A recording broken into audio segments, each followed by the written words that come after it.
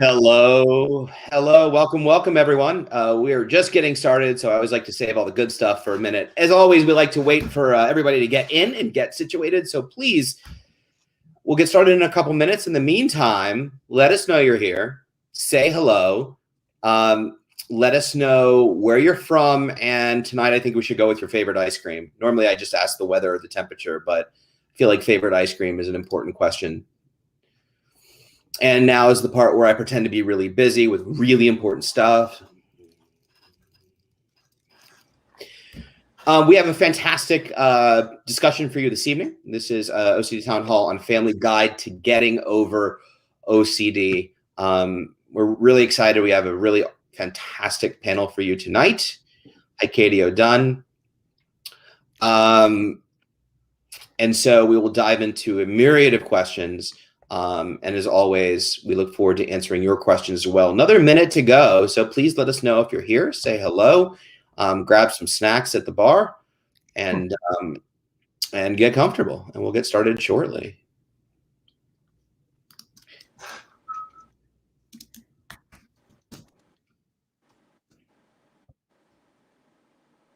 I know there's other people out there other than Katie. Not that there's anything wrong with Katie. Katie's lovely.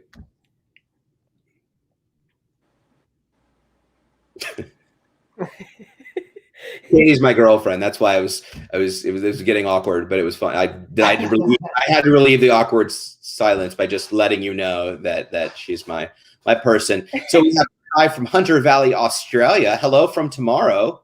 Cool. I love that we have people from the future. It's really exciting. Ali from LA is here. We have Jane from California, 3 hours in the past. All kinds of things going on here. Time displacement. It's very exciting. So continue to please say hello. Welcome to OCD Town Hall. This is a family guide to getting better. Hey, JR in Alabama. It's good to see you. Barbara in the Chicago area. Please continue to say hello and let us know where you're from. Nobody said their favorite ice cream yet, so I'm a little disappointed. We have a lot of good topics to talk about tonight. And so, hey, OR from Pittsburgh, and there's Don from Washington, D.C. So I want to go ahead and get into the housekeeping, let you know who we have on the panel, and then we'll jump into questions. As always, if you have questions, go ahead and feel free to load them in the comment thread. Hi, Felice from Texas. And we'll get to answering. So with that, hello, my name is Ethan Smith. I'm a national advocate for the International OCD Foundation, which simply means I have OCD and I refuse to stop talking about it. Obviously. So real quick, for better or worse, I guess. Hi, Chantal in Toronto. Don, no worries. I take Nathan, I take Ethan. Bob has happened a couple times, which was weird. So quickly, this town hall is intended to serve as educational content. It is not intended to replace therapy. For treatment-related questions, please be sure to work with your local provider or contact a local clinician. International OCD Foundation is not a crisis hotline. It should not be used if you are in distress or feel unsafe. If you're in a crisis or ever feeling suicidal or unsafe, please go to your local emergency room. Call 911 or call the suicide prevention hotline at 800-273-8255. Thank you, Fran.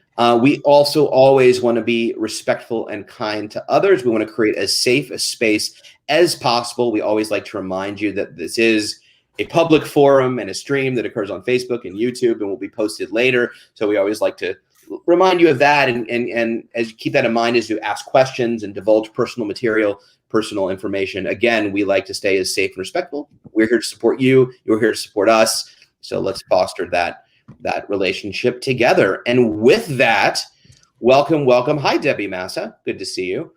Mint chocolate chip. I love mint chocolate chip. I just discovered Yasso bars. Have you guys had Yasso bars? I don't know. They're yogurt bars. Sheeva, you've... Solid. Yeah. At Costco, they have like a 15 pack for 10 and they're mint chocolate chip and they're fantastic. Anyway, on to more important conversation. Let me introduce all of you to our panelists tonight. And then we'll get started. So first we have Dr. Sheeva Mostoufi. Dr. Mostoufi is a licensed clinical. I know I nailed it. Thank you. Dr. Mostoufi is a licensed clinical psychologist that specializes in treating a range of concerns such as general anxiety disorder, depression, obsessive compulsive disorder, social anxiety, specific phobias, panic disorder, body focused repetitive behaviors. and tic disorders and insomnia. She also works with clients seeking support with life transitions and coping with chronic medical concerns. Dr. Mostoufi utilizes evidence-based interventions such as cognitive behavioral therapy, motivational interviewing, acceptance commitment therapy, exposure response prevention, comprehensive behavioral intervention for tics, and mindfulness-based interventions. Her goal is to provide a client-centered, non-judgmental, empathic approach to address your individual needs and goals. She has experience providing psychological services in a variety of settings, including private practice, as a clinician on grant-funded research studies with the Veteran Affairs Healthcare System and in interdisciplinary hospital and medical settings. Sheeva also has background in clinical research with multiple publications in peer-reviewed journals and have participated in organizations such as the American Psychological Association and the Association for Contextual Behavioral Science. So Sheeva, Dr. Mostoufi, thank you so much for being here. I'm so glad to be here. We're glad to have you here. Next, we have Deborah Topol, MD, Dr. Deb, Dr. Deborah, Dr. Topol, Dr. Rosenberg. I don't know. It's all good. FAC. What does FACP stand for? I don't know my acronyms. Oh, it's Fellow of the American Academy of Physicians. Oof. So it's an internal medicine organization. Now you know. Now you know.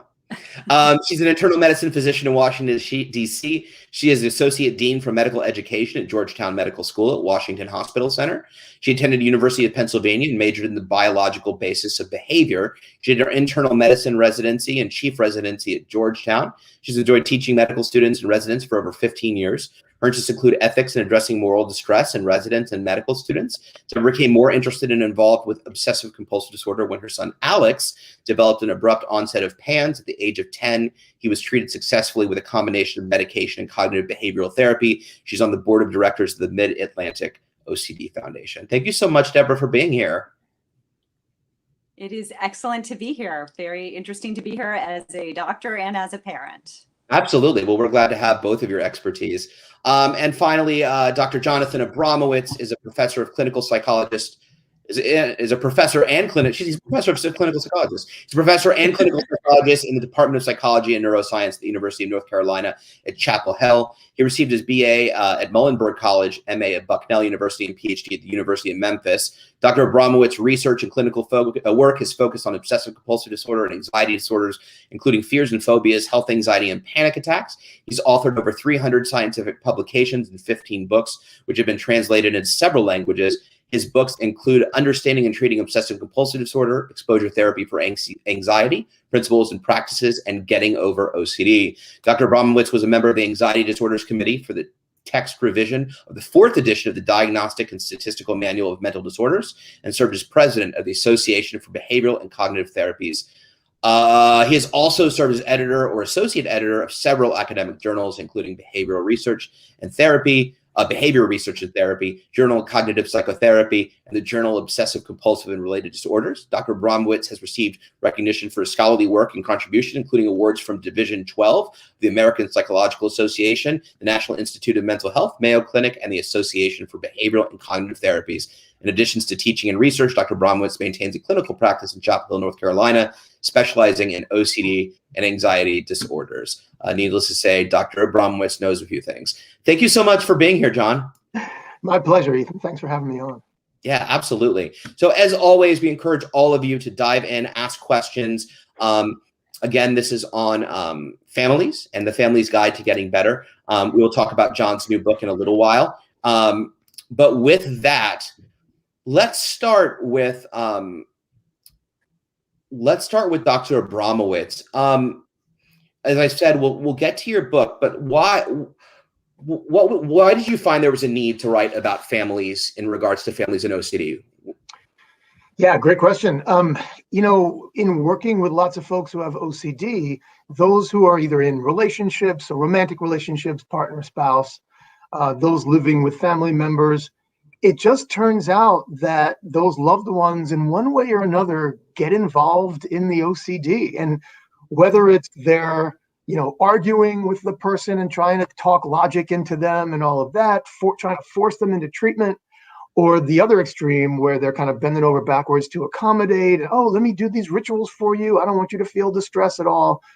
In one way or another, that just kind of keeps the OCD loop going when those folks get involved. And I found myself working a lot with those family members as well, sometimes bringing them into the therapy.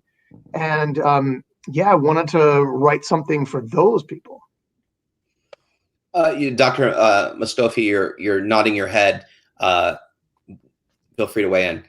I just agree with everything that that's been said.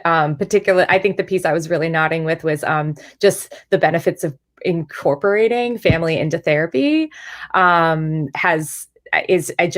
It's just incredibly important and just so helpful, because the OCD, it's responding to the environment around it, and the environment that it's going to be around the most is our loved ones, and so having the whole team on board with why the treatment plan is what it is, it just galvanizes the strength of being able to be successful the earlier we're able to get family involved. Is there a right time to get family involved? Oh, go ahead, Deborah. Yeah, I think from the very beginning. So OCD, it's going to impact every single person in the family quite dramatically. So the siblings, I have two kids, Alex, who is OCD, and his younger sister, Jessica, who does not. The kids without OCD need their time, need their attention. And OCD takes so much time. We all know the rituals take time. The therapy takes time. Everything takes time. Our first therapy appointment took an hour, 45 minutes. And my daughter, who was 7, was playing with every single toy in the waiting room so patiently. But, their whole life can't be the OC. Like, they have their needs. And spouses have their needs. So with all of the attention the OCD gets, and rightly so, because it is really important that it get managed. There's a whole family there, and everybody has needs, and everybody needs attention, not just the child with OCD. Absolutely. And Margaret wrote, OCD is a family affair. We completely agree with you. Yeah. I want to, Deborah, I want to get to your story in 1 second. I think it's important to point out that what is your feeling on incorporation of family when you have under 18 versus over 18? Because I know for me, I was sort of regressed back to living with my parents, who became my caretakers at the age of 30, right? And that's very different than, let's say, Alex and Deborah. So what are the differentiating factors? What are the approaches? How are they different? How are they the same? Yeah, well, I'll jump in. When there's a child, parents have more leverage. Right. So I'll buy you such and such if you do this, or, I'm going to take this away from you if you do that. And when you're an adult, then it's a little bit different. You don't have the leverage. The young adult might be bigger and stronger than the parent, and can kind of be more threatening. And it kind of, makes the person is, there's more likelihood that things can be escalate more easily the older the person is. And parents have less leverage over an adult. They might have some. If you're living at home, even if you're 40 and you're living at home with your parents, your parents still have leverage if presumably they have the keys to the car, and they're there is some leverage, but it definitely is less and less. And I want to specify, and Felice made a great comment, obviously spouse as well, family is family, brother, sister, spouse, not just children. Go ahead. Well, and I was just going to say, and it's different if it's a partner or spouse, because there the relationship is supposed to be equal. You're not going to hold leverage over your spouse. You're not going to say to your spouse or partner, I'm going to take away the keys to the car if you do rituals. And so that changes the dynamic completely. Yeah, I guess I would just jump in and say that one, absolutely, it's different when under 18 versus over 18, and I think I would say this is true. I think even with the under 18 folks, but I think it's more so the case that the client is always the person with, at least most of the time, the person who has OCD. And so having them sort of be, I guess, sort of the driver of the bus, if you will, of how the treatment plan is running, I think is really important. And specifically, so if we're going to include family, making it clear that it's always guided by what the client is saying they're on board with. Because what often is not super successful is when if family member or parent is told, if you do this, this, and this, when your child asks for reassurance, your adult child asks for reassurance, don't give it to them, and that hasn't been sort of discussed ahead of time, then I think being really thoughtful and careful about how to sort of navigate that, both learning together as a family how to conquer the OCD, but also maintaining the relationship of the family. So it's clear that we're fighting against the OCD, not against each other. I love that. I think I'm really excited.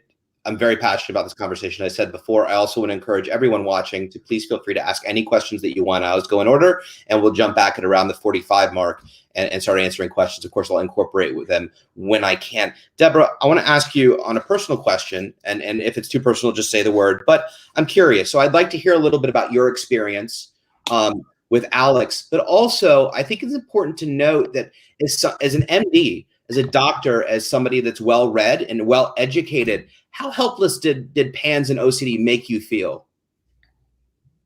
You know, it was so crazy because I had done research at the child psychiatry branch at NIH in OCD when I was in college.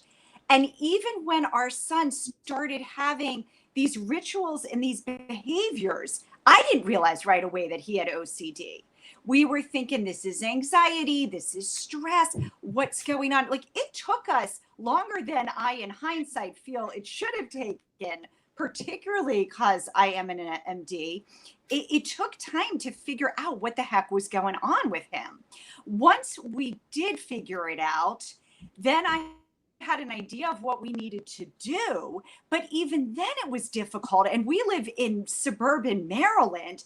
Finding him a psychiatrist was so difficult. And I was thinking, I was like, he needs an SSRI. He needs an SSRI. I was so close to prescribing it for him myself, even though I knew I shouldn't do that, but it was so hard. And I was thinking, if it's this hard for me to figure out what's going on, to get a psychiatrist, to get him medications, how impossible must this be for people in rural communities without medical degrees? So it was really something. I mean, yes, it was eye-opening at how difficult. I mean, we just don't have enough psychiatrists. And I think we know that that's a big problem. So, and I think that's some of what's sort of rallied us to try to, you know, Alex and me, to try to sort of help people where we can, because the journey can be so difficult. And the PANS, OCD, everybody's story is a little bit different.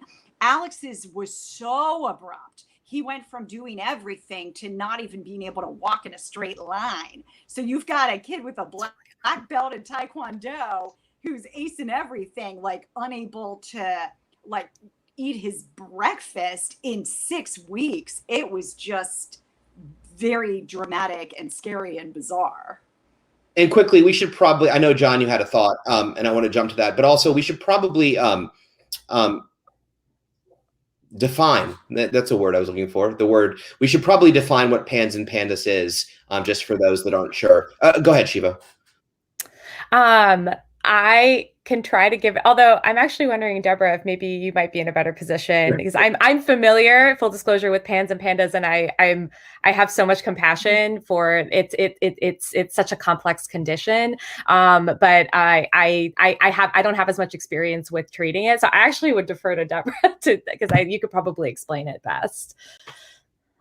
Yeah, I mean, PANS stands for Pediatric Acute Onset Neuropsychiatric Syndrome. And PANDAS is when they find it and it's a reaction to strep. And so this was actually discovered at NIH when I worked there, that some of these kids had a strep infection. And after the strep infection, this was PANDAS that was first, they developed OCD. So it's the idea of the very acute onset of this syndrome rather than, I guess, more traditional OCD, which tends to be more gradual. Usually the theory is this may be an autoimmune response to an infection that's happened. We obviously tried to think back with Alex, can we think of anything, maybe he had a URI, an upper respiratory infection a month before, we're not sure. But that's the idea behind those, is they're just very abrupt in onset, and maybe there's a defining infection, and maybe they don't always find one.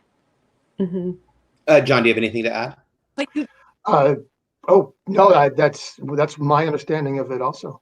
Okay. Yeah, the only other thing I was just going to say real quick, I would add is the treatment is exposure and response prevention is effective for either. I mean, the only difference is the etiology of the where the disorder comes from, and then if there is an infection component, just making sure that that's being addressed with an infectious disease provider. But from a psychological perspective, the treatment is the same. Absolutely. Yeah, I was going to say the exact same thing. Right? Oh, sure. Yes, treat the infection. That's great. No, I was like, that's exactly, yeah, treat the infection, but then also treat the OCD with all the OCD tools in the toolbox. We have some great questions coming in. I want to encourage people to keep asking questions. John, in terms of treatment, and I'll start because there's different aspects of family, whether it's children or spouses, as we said. In terms of treating children at a younger age, how resilient are children in the treatment of OCD, and how sort of what is the differentiating factor of family involvement versus non-family involvement? Yeah, well, first let me say children are very resilient, and the things that OCD throws at kids and adults are things that are safe. They're normal experiences that we all have. We all have anxiety. Anxiety it's your fight or flight response. It's there to protect us. If we didn't have the fight or flight response, our ancestors way back would have been eaten by our predators, the saber-toothed tigers and things like that, way back when we all lived in the wilds together. So anxiety is the kind of anxiety we're talking about here, is safe and normal, and unwanted thoughts, like they suck. It's unpleasant to think about harming people that you love, or some sort of unwanted sexual thought, or the idea that you're contaminated. But everyone, all of humanity, we all think about unpleasant things from time to time. And so these are the experiences that people with OCD, have, and we're resilient to them. They're not dangerous. They're temporary. And, for me, helping people to get over OCD is all about learning how to lean into these experiences and see them for what they really are, expose them for what they really are, rather than kind of taking them at face value. I feel really anxious, therefore there must be something dangerous. Or I'm having this terrible thought, that means I'm a terrible person, or that I'm going to do something awful, or something like that. So I believe, and as a cognitive behavior therapist, as an exposure therapist, my job is to help kids, adults. I primarily work with adults, but to help them to learn how resilient they really are in the face of these kinds of just normal experiences that people are kind of misreading when they have OCD and responding to as if it's a threat when it's really not a threat. Deborah, once you found treatment for Alex, what was the trajectory like in terms of his wellness? It was really amazing because we had a meeting with the school. This was in January. They were concerned about him.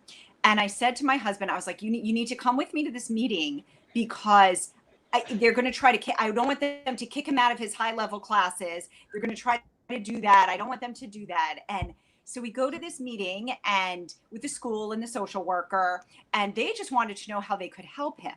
But literally everybody in this meeting is crying. The teachers are crying. The social worker's crying. The teacher's holding his writing, which is just a bunch of circles. She's like, this is all he could do today.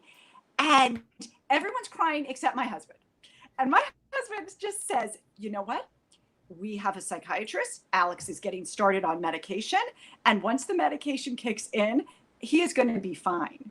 And everyone in this room who's crying thinks that he's crazy. They're like, here's your typical father in denial who just can't accept that there's something wrong with his child. And slowly, though, like we had behavioral therapy started, the medications started. really within 4 to 6 weeks, he was doing so much better in terms of, so that meeting was January. We decided in March, there's complicated standardized tests in school. And at the meeting, they all said, no ERBs for Alex. He'll go in a separate room. So then this was just about 6 weeks later. It was the week before the ERBs, which is this big standardized test. And Alex says, what do you mean no ERBs? All my friends are taking the ERBs. I want to take them. So he took them and he did well. He was in an extra time room.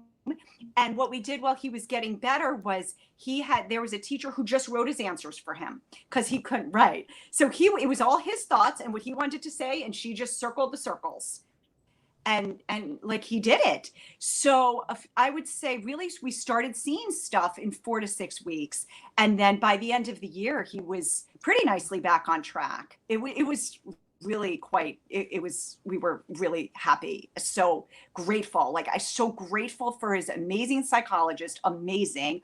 I'm so grateful for his medication. And, of course, I wish I'd done that sooner. I'm a physician, I prescribe things all the time. And I wished I had started the SSRI sooner than I did. But, we learned it's a living experience. I've apologized to Alex, but he's like, Mom, we all didn't know. So it was really quite remarkable.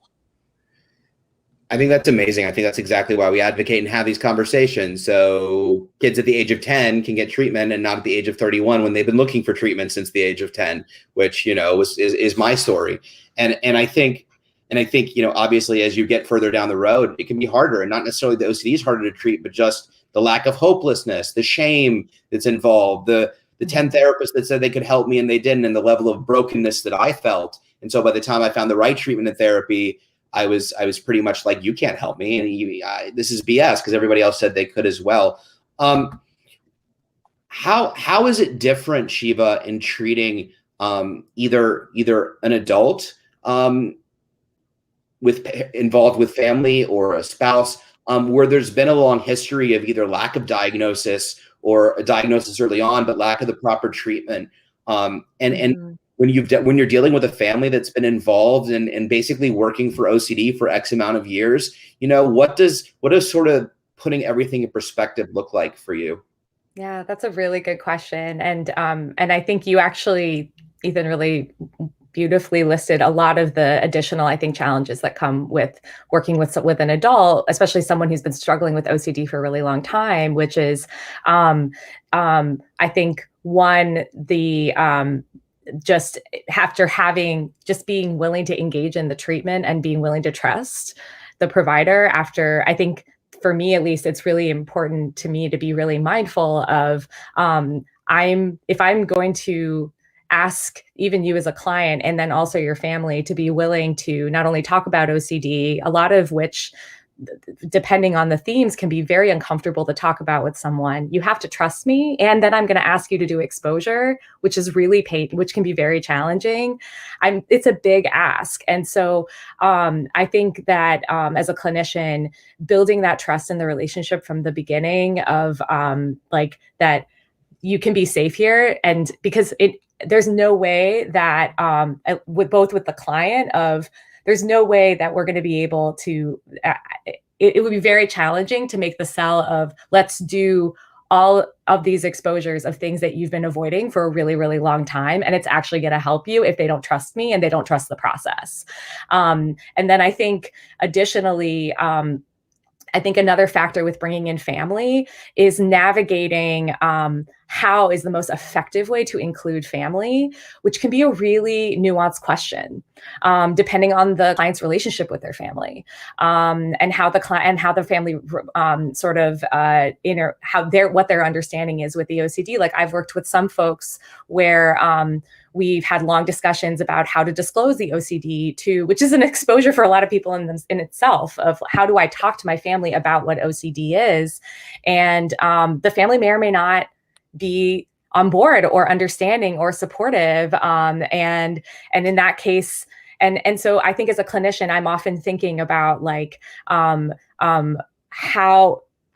are we going to include family in a way that's actually going to be helpful, and on terms that the client is going to be comfortable with. And then I guess the last point that I wanted to just like acknowledge is I think that there is also, and this is something I've seen more as I've worked with folks across the age span, is I think there's a sort of grief of the time that was lost from the OCD.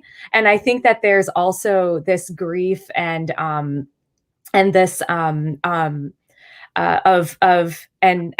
and sadness and kind of frustration that might towards the family of like, why didn't you help me sooner? That can be really hard to reconcile. And I think is also an important part of talking about in treatment.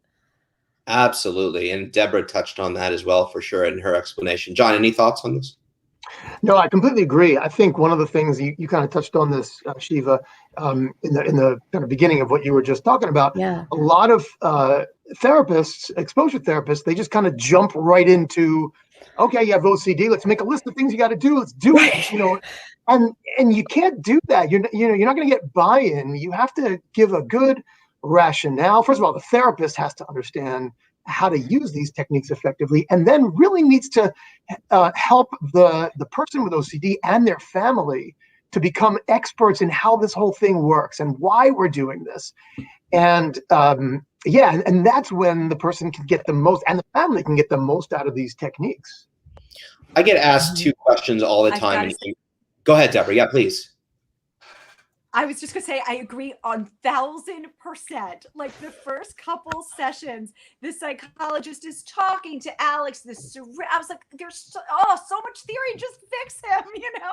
And they couldn't. Like, I realized in hindsight, he had to really get it. He had to really understand it. And that was so important. The other thing that I found was really helpful, which I would recommend to our audience, is I had a separate meeting with the psychologist myself to talk about strategies and things that we should be doing at home.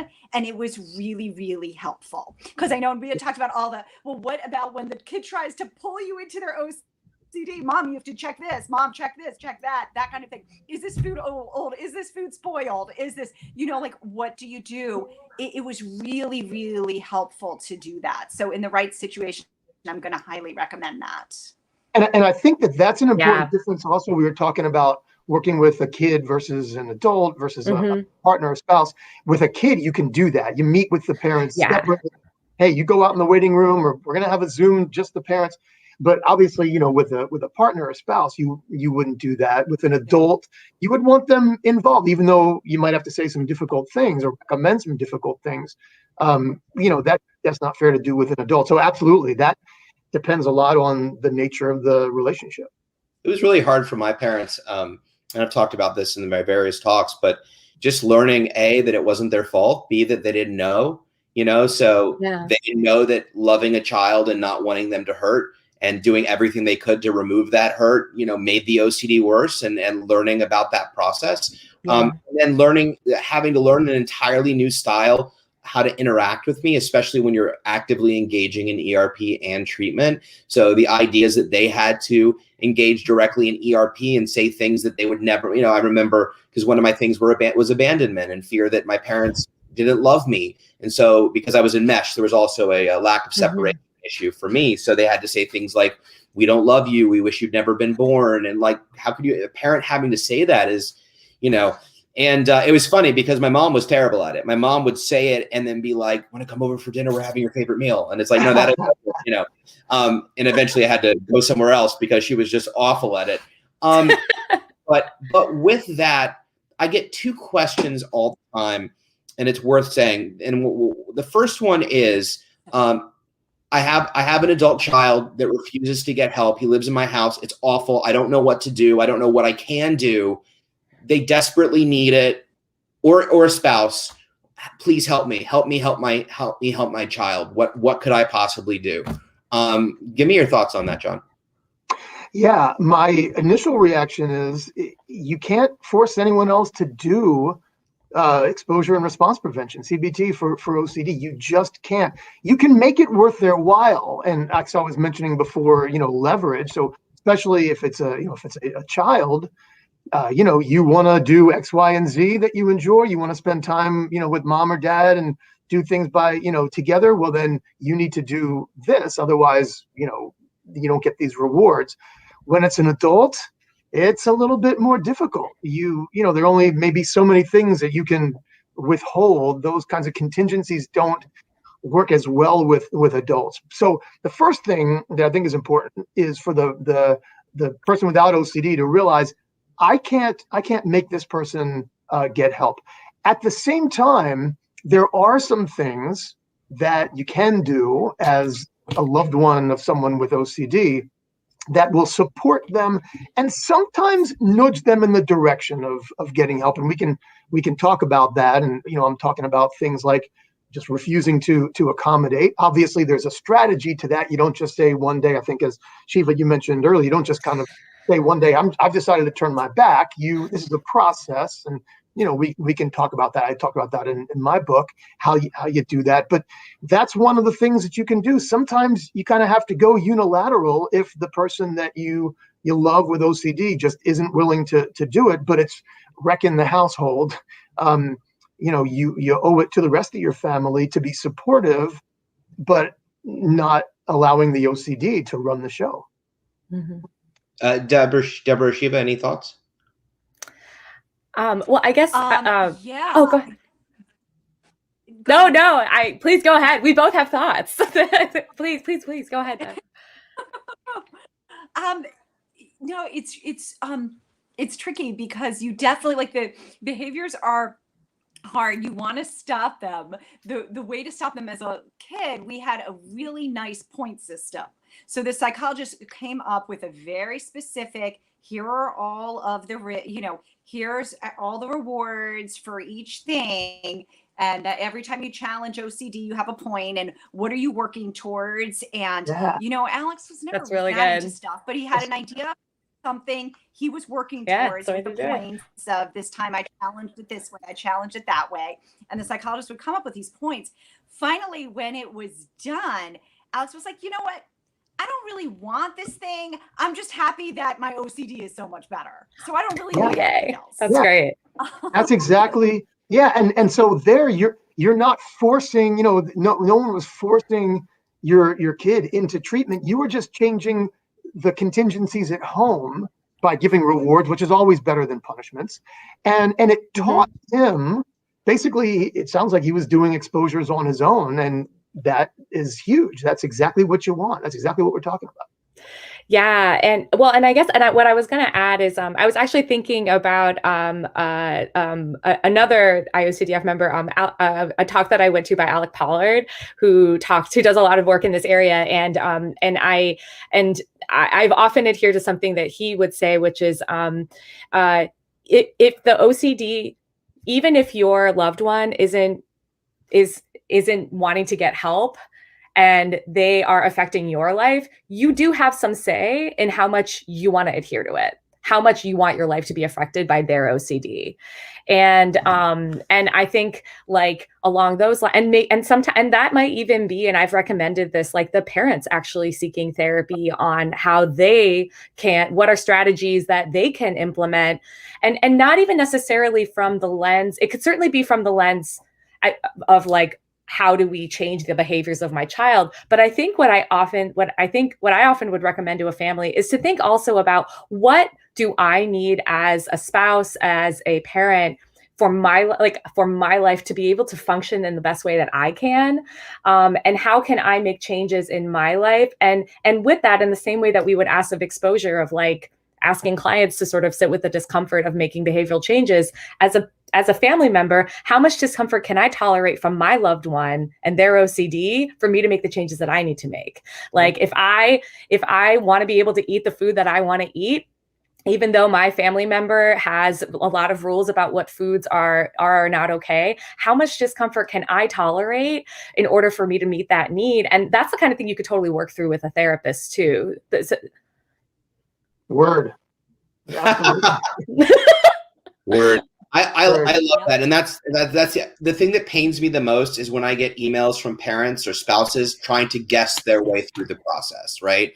What do I do? How do I figure it out? I'm like, go talk to a clinician, go talk to an expert that can give you the steps and tools and everything that you need. In addition to, if they're living at home, adding systematic pressure, in ways that they wouldn't be able to indulge their OCD. Are you paying their bills? Are you feeding them? Are you making them dinner? All those things that you can eventually, as Jon said, nudge them toward therapy. You're like, oh, this is getting harder and I don't know how to deal with this. But I love the idea of parents or spouses, seeking treatment when the individual with OCD is unwilling, because it's so beneficial and it takes that guesswork out of it. The other question I wanted to bring up, and we'll get to the viewers' questions, is what to do. And Deborah sort of touched on this a little bit. What to do when one parent is on board with treatment and the other one is completely not. That's so hard. I've sat in on so many sessions just as an advocate, and just when giving my lived experience, when like the mother or father is like not buying in, they don't want their kid there, the stigma, whatever it is, and the other parent's just crying like he needs this, she needs this. What do we do? How do we get everybody on board here? Ethan, I thought we were only asking easy questions tonight. Yeah, no, That's right. We worked our way into the harder questions now. It gets progressively more difficult. This is hard. That's a tough one. That's really oh, go ahead, Deborah. I mean, from what I've seen, a big sticking point between couples is there's a number, but medication, especially in children, seems to be a huge one, where there's really a lot of disagreement there. And I feel like what I would say there, and there with so many other illnesses, of course we would treat a child with medication. If they had diabetes, would we not be giving them insulin? Would we be saying just, fix your diet and go exercise more? No, we'd be giving them medicine with so many things. Yet when it comes to psychiatric illness, suddenly we're like, let's not treat this with medicine. So there's a big stigma that causes a lot of problems, I think, in couples. I've heard a lot of this where one does, one doesn't. Fortunately for us, my husband was willing to just defer that to me. He's like, look, you think we need to do this? We'll do it. But I think really trying to get at what is it? And not everybody with OCD needs medication. There may be mild who can have ERP alone, but just getting at what is the hesitancy? What are you afraid of? Is it side effects? Is it long-term safety data? Maybe trying to get there a little bit and see where that hesitancy is coming from. Thank you, Deborah. Jon. So I have always been more about teaching folks skills and thinking that that's the first line of treatment. And so helping the person to learn, I can do this. I can have, kind of like Deborah, what you were talking about with your son. I can learn that anxiety is safe and manageable. I can learn that intrusive thoughts are safe and manageable. And I think that gives, in the long run, that gives the person the psychological agency. I'm strong. I can do this. And I would rather see, whether it's an adult or a child, I would rather see someone benefit in that way than come to rely on a medication that, they can be helpful, but they're often not. The average benefit is about 20 to 40%. Don't get me wrong. I think there are lots of people that benefit, and I've had people who swear by them, and so that's great. But given the choice, I'm about teaching folks skills and helping them learn that agency. For sure. And we also have to look at the experience, Alex dealing with PANS, which is very specific that does benefit versus, right. When there's not an autoimmune thing going on. So I think we kind of have to differentiate, those different types of OCD and things like that too, when medication is involved.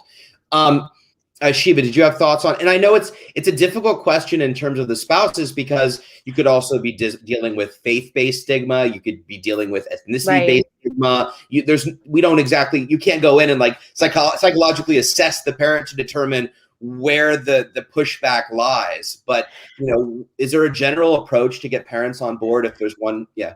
Yeah. Well, so yeah, I mean, I think, because I to echo like what everyone is saying, which is, I mean, also that's really hard. And I mean, and I think I would probably start with, I was thinking what I probably would start with. I mean, I actually probably would start with, instead of what's getting in the way, but like, why are we here? like, what do we all want?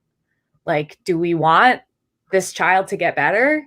I mean, and I mean, from my perspective, like I would just recommend, I was trained from a very evidence-based, I'm a CBT evidence-oriented therapist. And is that, well, if we can all agree that we're here to help your child thrive, then like, well, and you're here asking me my whatever PhD expert opinion, like I'll tell you what the data says and I'll tell you what I see based on my experience. Like what works is if there's consistency, and if we want to help your child get better, like the more everybody in the system is on board to incentivize this child to practice the skills and adhere to the medication, which is the gold standard treatment for OCD, the more successful your child is going to be.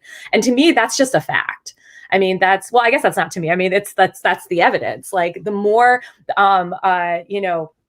ERP and medication, gold standard treatment, and content variable learning, where you're practicing the same thing over across a lot of different environments. Like that's just how you're going to be the most successful. So if you've one parent that's adhering and the other isn't, it's just not going to be as successful of a treatment. So I would start by adhering to just the facts of, do you want your child to get better or not?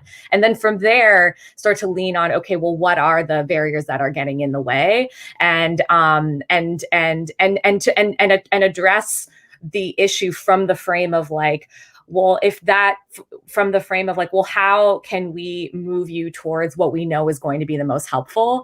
And making a plan from there. And I guess the other piece, I just wanted to briefly talk about the medication, because I'm really glad, Deborah, you brought that up, because I definitely seen that as a challenge, is parents being on different pages about medication and whether or not to,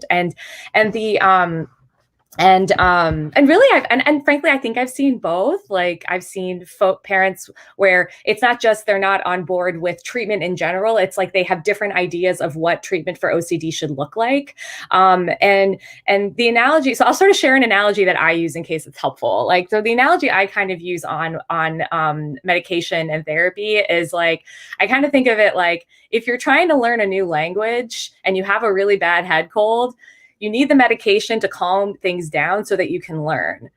But the medication isn't going to teach you how to learn the new language, in the same way that if you have a nervous system that has the vulnerability for OCD, then you need the medication to calm things down so that you can learn more effectively. But the medicine isn't going to teach you the skills. And that's why you need the medication and therapy together. Absolutely. And this gives me, I'm being very selfish. I'm gonna jump to questions, because I've been asking all the questions because I love this topic. It saved my life. Like literally, my parents had to make a decision, and they could either bring me back home and I would have stayed sick and I don't know what would have happened, or I got better, and it literally was the shift that changed my life forever. And that I'm eternally grateful for them. But I want to get to your questions. But this also, I'm just saying this out loud, we need to do a chapter 2 and 3 of this, number one. And the second thing is, I think we should do under 18, adult children, and then spouses and significant others, because I think there's so many different questions. Yeah. So I think I'm just saying it out loud so I don't forget. Somebody will remember. And I'm going to jump to the beginning, but I see Jamie's comment about struggling with OCD since she got pregnant with toddlers are 2 and 3 now. I've been struggling. Please post the resources.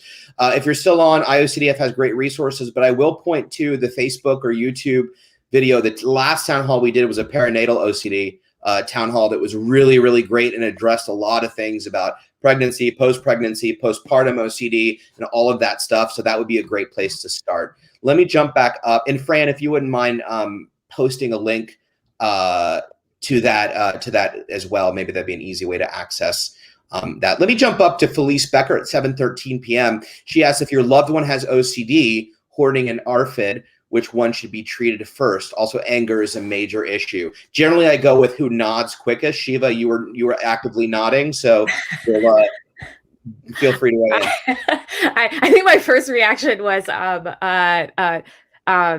talk to the therapist. That was my first, is on where to start, or talk with your loved one about where they're at with the therapist.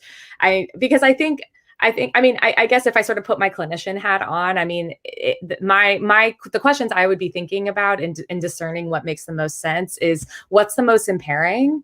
Like, what's the thing that is impairing functioning the most? And then the other is, what is the client the most motivated to work on? So I think that those are the things that, and the answer to that, I think, is one that is sorted between the client and probably the clinician. And I think the loved one being supportive of whatever plan the client is on board with, they're probably going to get the most bang for their buck. Jon, any thoughts? I would completely agree, 100%. We will jump down to, I'll just read this out loud, and then, because it's divided into 3, and then Fran, feel free to post. But Goodzill Hunting wrote, my SOS contamination, germ OCD, but currently doesn't attend therapy. How should I behave? Currently, we set some rules in her apartment, so she wouldn't need to clean everything when I'm home, so I'll wash my hands when touching some dirty areas. Should I keep doing this if it's manageable? Jon, I'll throw this at you. I'm reading the question here. It's at 7:19 p.m. Jon, if you're looking for the comment thread. Yeah. I think, we need to clean everything. So I'm just trying to understand what the question is. Yeah. I mean, you don't, obviously if you're doing rituals, if you're helping with rituals, if you're helping with avoidance, then that's really the same as your loved one doing rituals and doing avoidance. And it kind of plays into this vicious cycle of OCD. And so to the extent that you are able, you absolutely want to pull back from that. And you want to let your loved one know that you're doing this not because you're angry with them, not because you want to, punish them or anything like that, but because you love them. You love them too much to see them involved in OCD. And now you're going to try something different because what you've been doing hasn't been working. Now you're going to help them to learn that they can manage anxiety, they can manage obsessions, and that they can become more independent. And sometimes that's a tough road. It might be more difficult before it gets easier. And that's where, if that becomes difficult, that's where it's important for you to seek, assistance with the therapist. Jon, how important is it for parents parents of any age, really? Go ahead, Deborah. Well, I was going to say, we heard kind of some useful things, like we would say things like, we're not going to let the OCD win. We're not going to reward. Yeah, that's really good. No, I'm not going to answer this question. I mean, my sisters were like appalled because my son is asking me, Mom, is this food too old? Can I eat this? Is this? And I'm like, I'm not going to answer that question. And my sister's like, what are you doing? But just I'm going to have my limits, and we're not going to engage this, and we're having the limits. And here's why. This is letting the OCD win. We're not going to do that. And he probably, your son knows the answer. He knows what you're going to say. He knows the answer to those questions. So it's just reassurance seeking. It's not real new information. He knows. Right. Deborah totally stole my thunder, because that's what I was going to talk about. So whatever, Deborah. No, but that is literally what I was going to ask Jon, was how important is it to differentiate the OCD from the individual, from a parent perspective, especially when it comes to guilt. Oh my God, I'm causing pain, I'm angering. It's like, no, you're angering the OCD, you're hurting the OCD, you're not hurting your child. And making that separation is so key to making that mental shift. Yeah. OCD is just one aspect of your loved one. And we all have strengths and we all have limitations, because we're all fallible, messed up human beings. We all screw up sometimes and we all succeed sometimes. And so learning not to see your kid as only, the OCD. And one of the things I think is important is to catch your loved one doing something good and give them lots of praise, especially when it comes to OCD. Give them lots of praise and positive reinforcement for that. Because often what happens is we get into this cycle where, especially if it's a kid, like, they know how to get a parent's attention by doing rituals, by asking for reassurance. And what parents want to do, especially if that attention is reinforcing, the OCD, is to teach their kid, here's the way you can get attention from me. I'm not going to answer these questions, but if I see you doing something well, then I'm going to give you a big hug, a high five, whatever. And that's how you want to start to shape that kind of more healthy behavior. Mm-hmm. Absolutely. Oh, I lost my train of thought. Deborah also nailed a second point that I was going to make, and I might have to come back to it because I don't want to kill too much time. I'll come back to it. I will think of it probably when John's talking, and I'll interrupt. Real quick, Jen at 7:21 p.m. wrote, just bought John's book. Our family has been battling with this for over 15 years, and I'm very well versed in OCD, but it's never been this bad now that he's hit adulthood.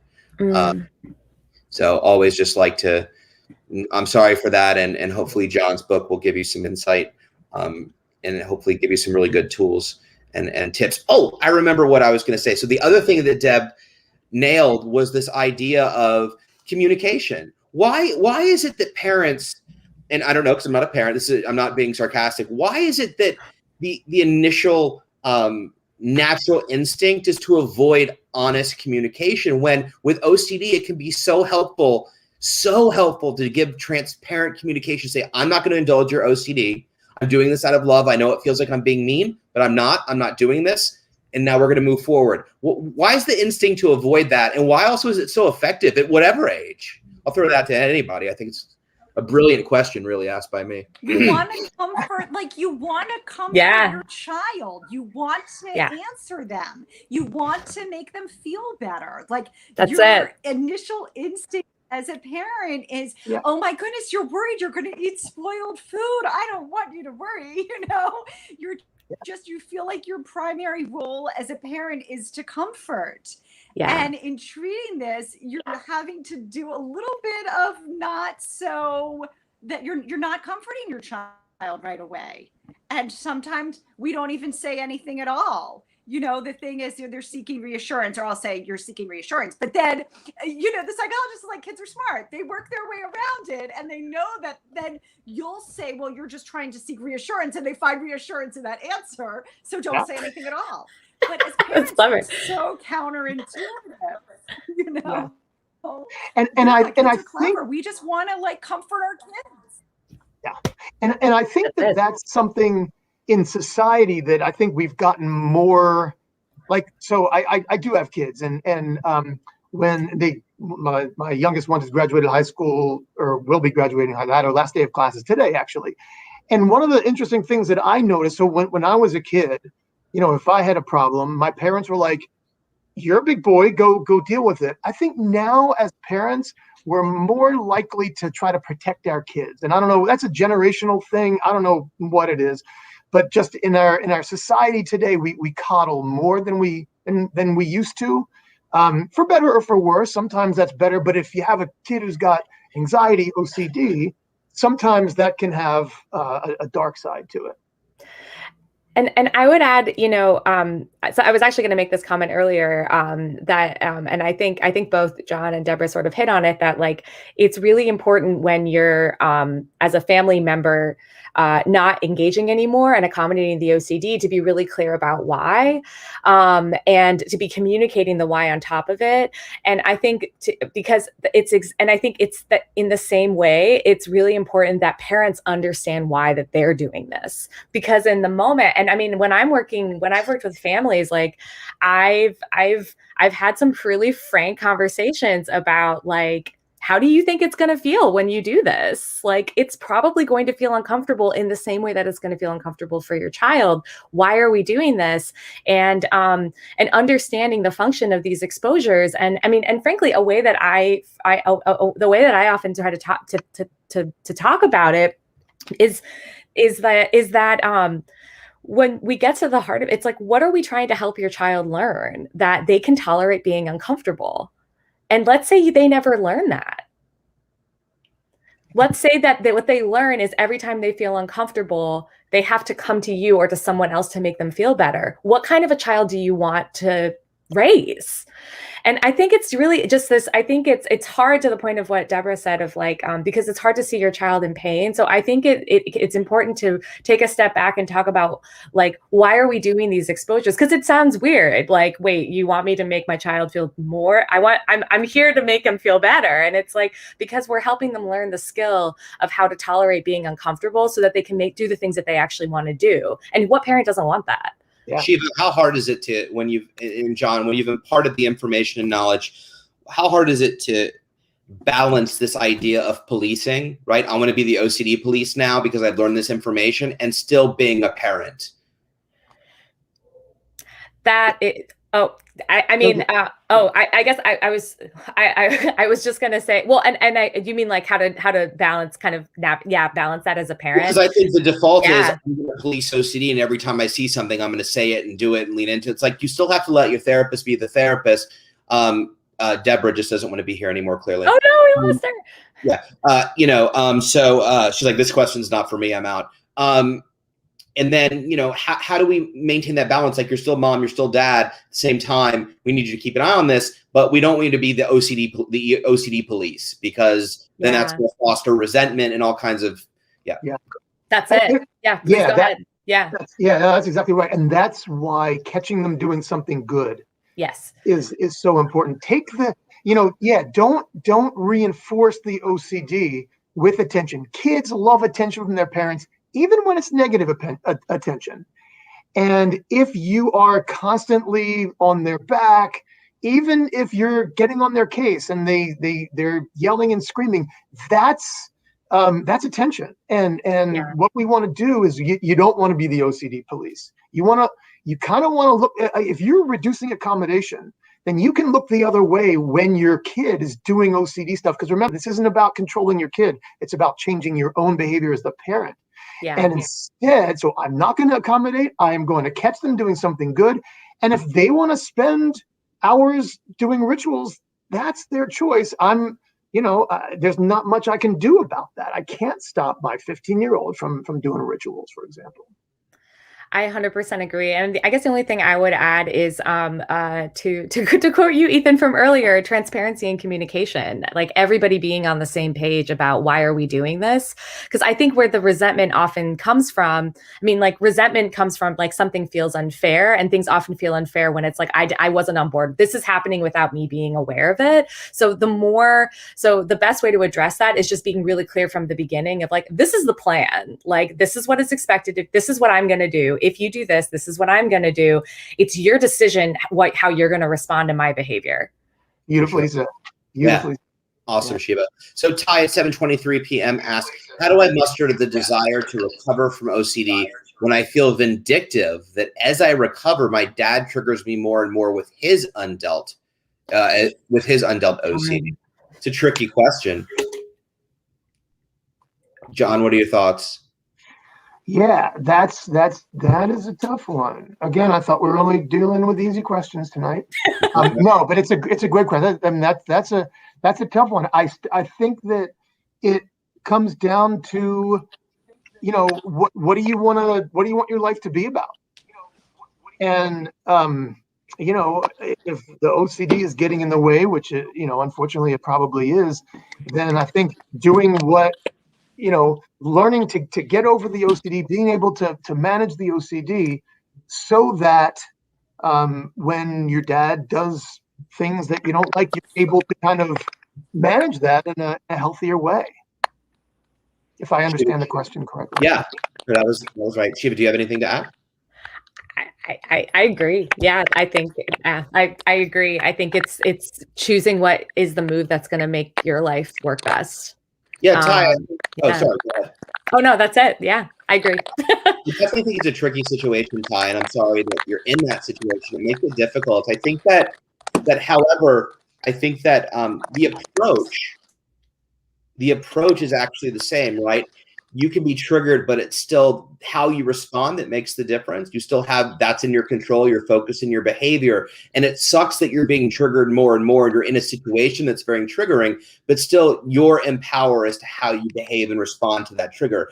Now, that's being said, I'm assuming that there's been some ERP involved and some recovery and some treatment. If that hasn't, I would definitely look at getting treatment and therapy. But with that being said, identify your values, identify what's important to you. I think it's awesome. I don't know why I thought you were in high school. Maybe I made that up. But regardless, identify your values, identify what's important to you, identify what you want your life to look like and why. And when you come to those choices and those forks in the road, do you want to choose OCD and a much smaller life, or do you want to choose whatever is important to you and make those very specific choices? That's what helped me is when I started identifying what I was losing by choosing OCD. I didn't relate to you're not fighting your OCD. When therapists told me that, I didn't know what that meant. That was so ambiguous and nebulous to me. Mm-hmm. But suddenly when I understood, like, oh, okay, so at the time I was an actor, and it's like, oh, if I choose OCD, I'm literally choosing to not go on audition. I'm saying, no, I don't want to earn money. No, I don't want to meet the significant other.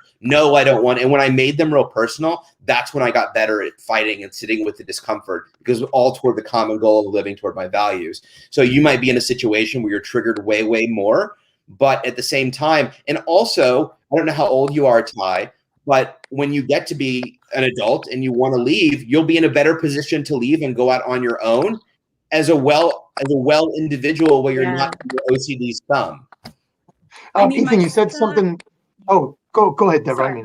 I'm back. I'm sorry about all these technical problems, but this should hopefully be better. My son Alex would always talk about it as wanting to get my life back.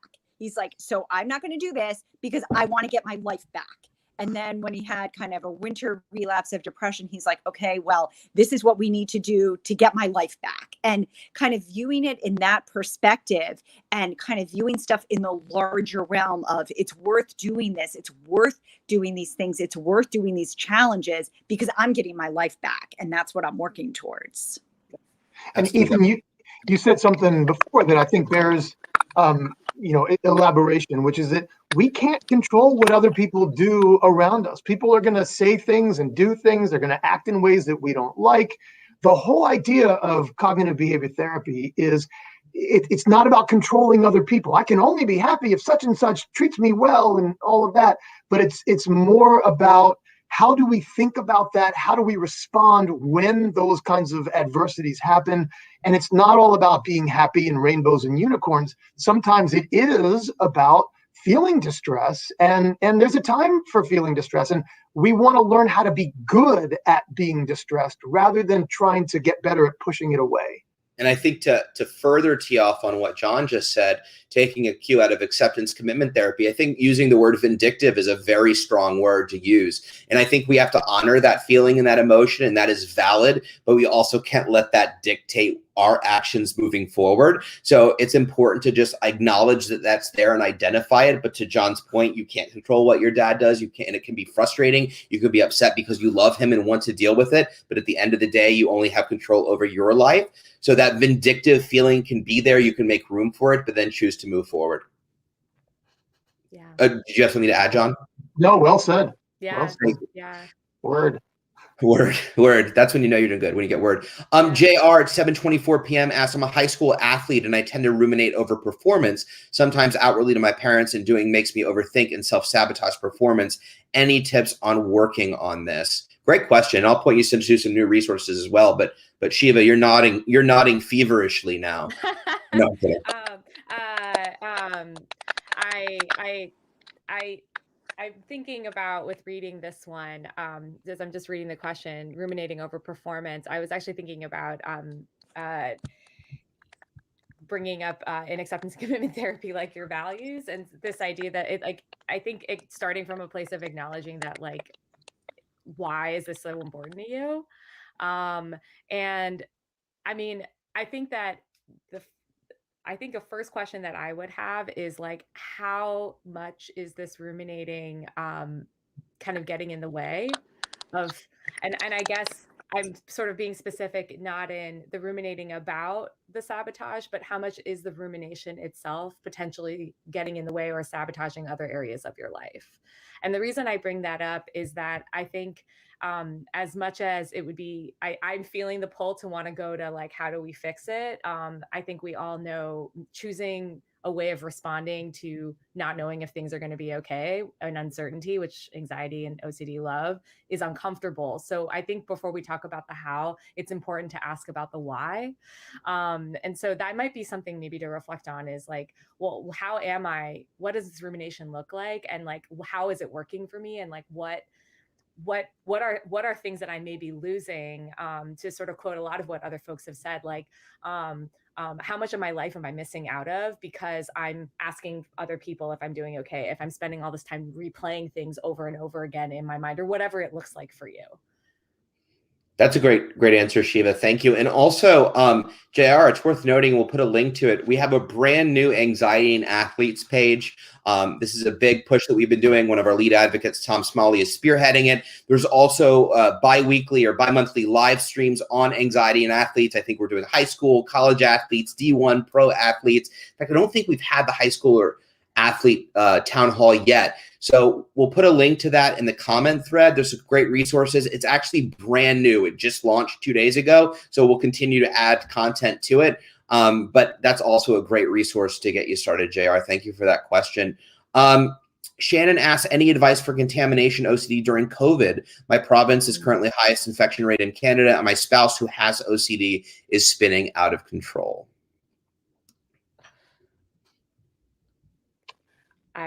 There's the question.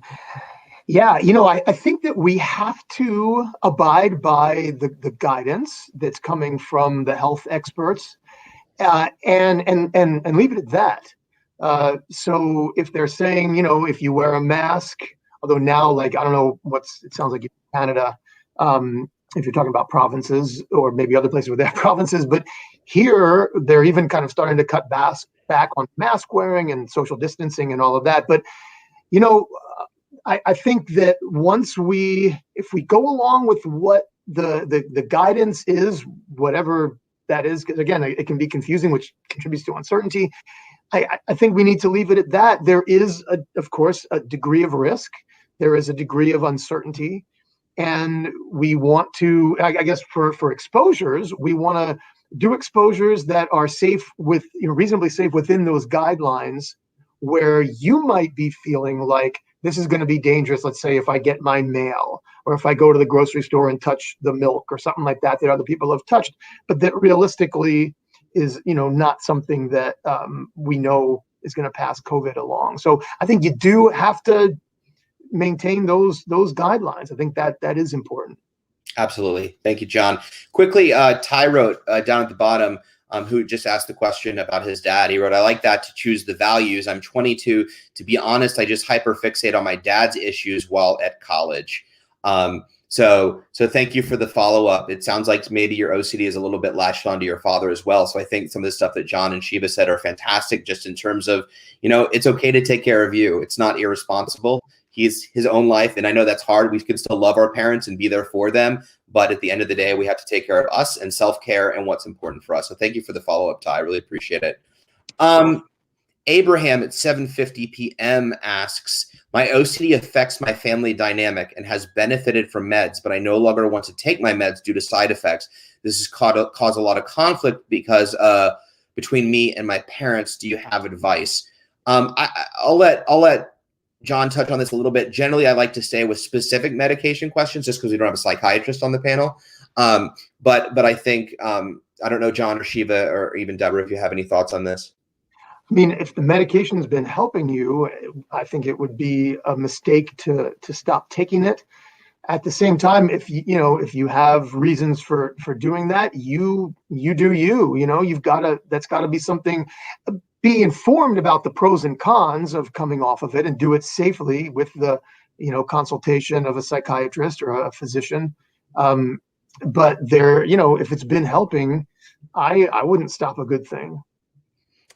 Yeah, and what I would add is I agree, and I also I guess I would be thinking about and like the sort of what we know helps with OCD, medication, and exposure and response prevention. And so if you take one out of the mix, it would be unsurprising. I mean, I suppose sort of in the vein of like having support around you on like how to come down from the medication, obviously a psychiatrist, but I think also thinking about what happens if the symptoms go up. And I mean, a common theme that I see happen a lot is like, if we reduce the med, then we have to probably increase the ERP. So that might be something just to be mindful of, is that if the symptoms may or may not, they may or may not shift, but if they do start to go up, if you don't have one tool, that means you got to up the other one. And just to add to that, the adverse, I kind of glossed over the part about the side effects or adverse effects.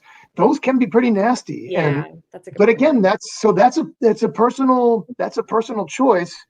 And again, I don't know how old you are, Abraham, but if you're an adult, then you get to make those decisions for yourself, and you get to decide. If you're younger, then your parents might have a little bit more sway in the matter. Something else real quick, so I forgot, I should have mentioned this, is if you're concerned about side effects, I would talk to your doctor about that, because sometimes they might have ideas in terms of dosage or different kinds of meds. There might be other moves other than just going off of it to address whatever the side effect is. And another point about the medication thing, because we were very impressed when we went to a regional OCD conference and psychiatrists talked about medications and stuff. And some of them said, if things are going well with a medication, good to stay on it. They've had a lot of cases where people stop it, and then that same medicine that was working so beautifully doesn't work as beautifully upon the restart. And I think they presented data to this effect. I mean, it was so strong that literally the whole way home, I was just like, please promise me you'll be old, you'll be in college at some point, and I can't control this anymore. He's like, I know, Mom. He's like, I got it. I'll take it. I won't stop taking medicine. Like, he's like, I won't, like, we're just, if things are doing well. And we also know, like, OCD is different than other anxiety, depressive disorders in the sense that relapse is much higher with OCD than with some other things. It is much higher. We do know that. So you just sort of feel like if things are what? Cliffhanger. Tune in next week to find out what Deborah was going to say. We'll see if she pops back on. I'll just add my 2 cents, which is, for me, the best relationship with medication. Oh, go ahead, Deborah. You're back. okay. Yeah.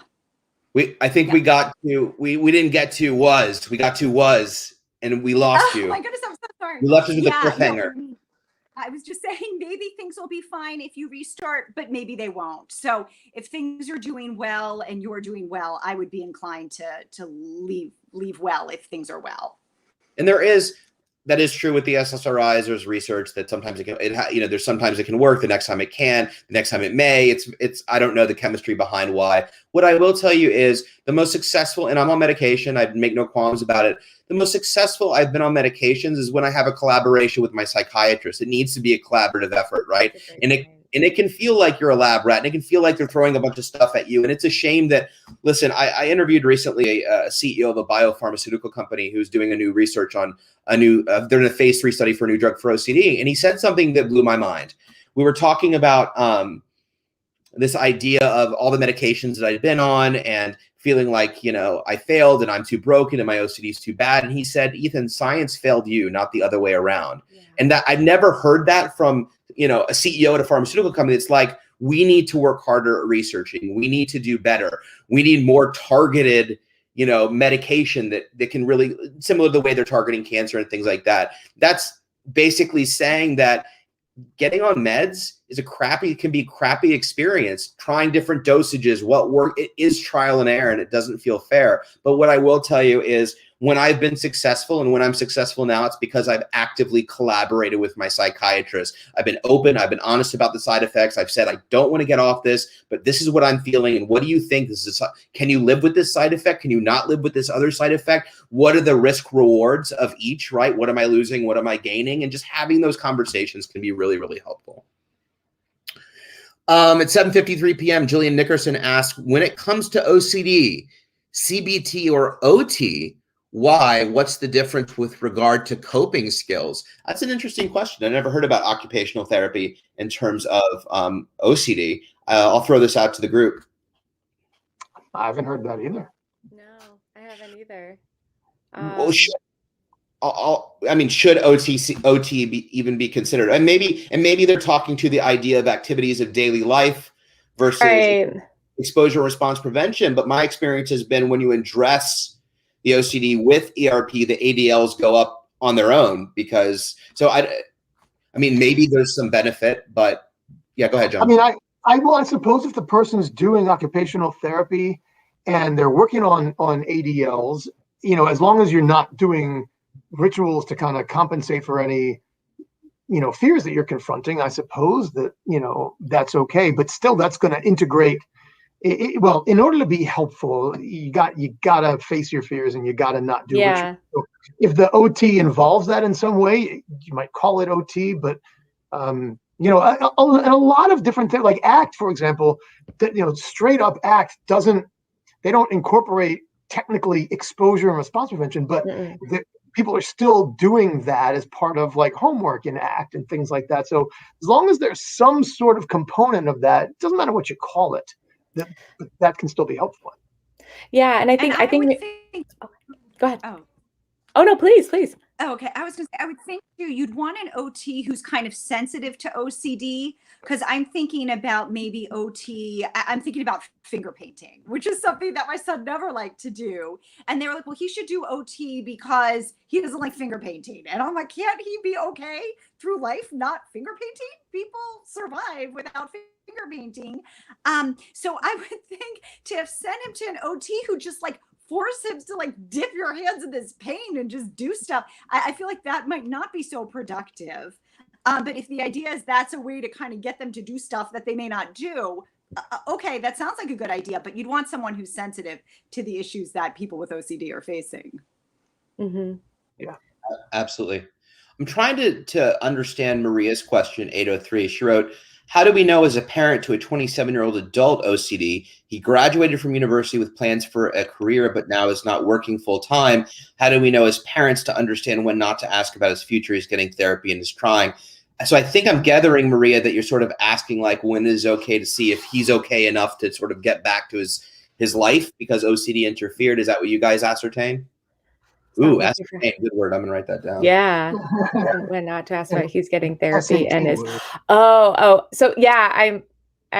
If I'm understanding the question, it sounds like it's how much should we be asking our child who is not necessarily making the changes that we were hoping that they would be making, whether or not like what the plan is or kind of what's happening. Does that sound? That's my takeaway.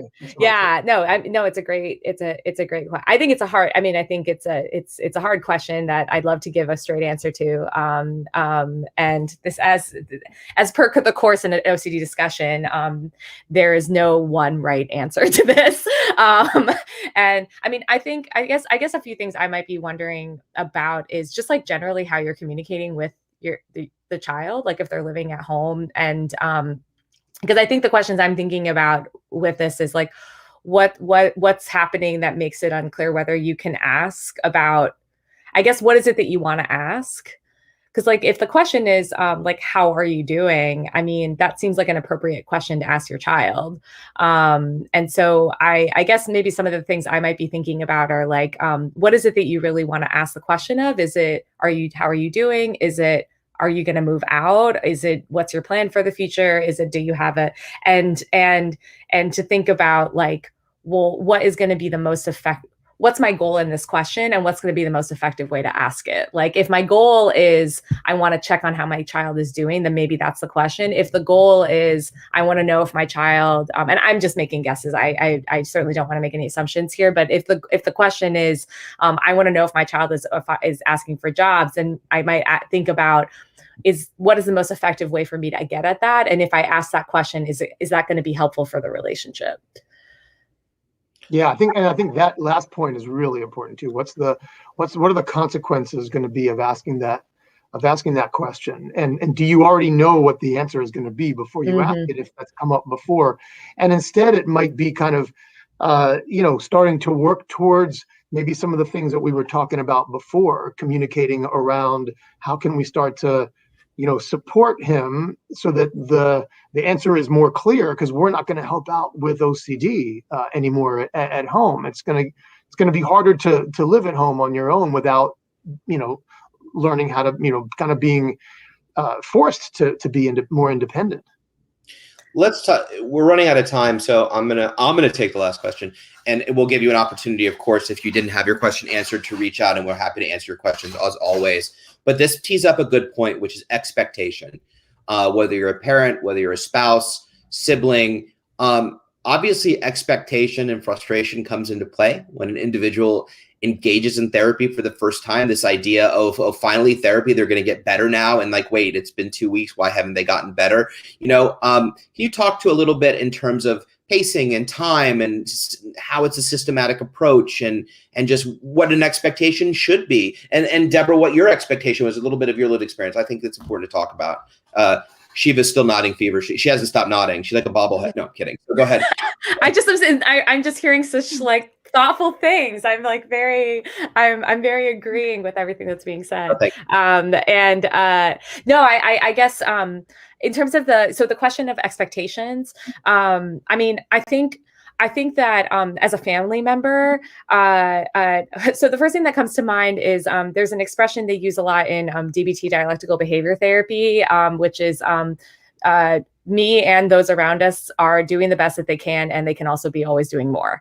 And I think it can be useful to sort of have that in mind with our loved ones. And then also thinking, I guess, if thinking about like, well, what's my role is, how can I be helpful?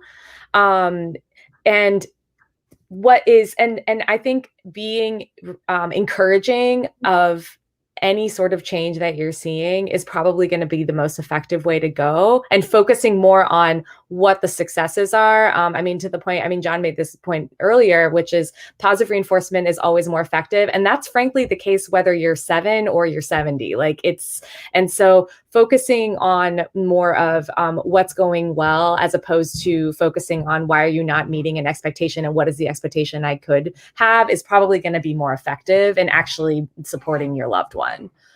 Yeah, I completely agree. Celebrating what accomplishments your loved one has made, rather than focusing on what else they could be doing, and being patient. When my patients themselves, or when their family members are trying to rush them and they're desperately doing stuff, they don't do it well, and it doesn't usually end well. And so you got to be patient. Deborah, what are your thoughts? And it's scary. My thoughts are, it's really scary. It's super scary because you don't know. And you just don't know. Is it going to work? What's going to work? Is my child going to be like they were before? Like you just have no idea. And it's super, super scary. And I don't know that we even really asked, when will he get better? I guess I sort of knew when medications start to kick in, what the timing's like, but again, everybody's different and some people don't respond. So I think sort of accepting uncertainty, which is a pretty good life strategy anyway. Yeah. There's a lot in managing OCD that sort of helps you with life skills, right? What are you going to do when things don't go the way you hoped or thought they would go? What are you going to do when you just don't know? You don't know the outcome. And we have uncertainty, and sometimes it's just we're going to need to accept that, and we're going to just need to accept that at every stage we're going to do the best we can, and that's all we can really do. That's a great way to. Yeah, that's absolutely. We're up on 8:30. I always want to give a quick opportunity for anybody that has final thoughts on this subject. Just anybody, and any one thing you would like people to walk away with. Deborah, we can start with you. Just don't give up, persevere, see a light that things will get better, and whatever you enjoy, grab onto it and just do it. Thank you, Deborah. Sheeva. I guess in the spirit of positive reinforcement and really authentically, I think that it says a lot for everyone that's here, and that just by being here, you're doing something really important for your loved one.